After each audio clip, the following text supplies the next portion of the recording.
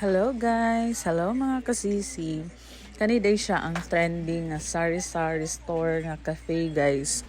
Wala ko ga-expect guys nga ingani day siya kanindot no? Ano nga, sari-sari store to cafe. Grabe kanindot guys. As in, masyak kapag sulod nimo. Kaya abin nimo sari-sari store day siya guys. Pero tanawa ang sulod guys. Grabe kanindot ang ambience niya guys, no? Makita gid nimo pag sulod nako, oh. Nice gid kayo. Mao din siya ang trending sa CDO nga sari-sari store nga cafe, no? So actually naara gyud ga post ani nakita na mo ni siya guys. So mo to naka-decide mi nga mo anhimi diri kay ang plan man gyud mo is maligo lang mi sa Seven Seas.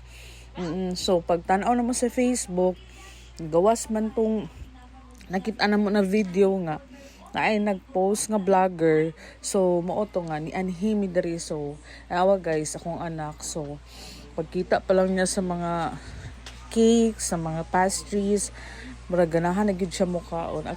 Actually guys, lami gid ang ilahang food diri, lang ambience sulit ug affordable jud kayo siya guys. Dili mo magmahay oh. Daghan kay mo og place. So grabe ka chillax gid ang place. Ilahang ramen, which is first time pa na mukaon akong anak og ramen, pero grabe gid iyang kaon ani. So na-enjoy gid niya ang ramen, ang French fries, lami kilang French fries og ilahang iced tea og smoothies. So dili gid ni ka mahayay guys. So kung wala pa mo kaanhi diri guys, i-recommend gid din ako siya. Ang The Lone Cafe diri sa CDO Nazareth. So guys, dili gid ni ka mahayan nga lugar guys.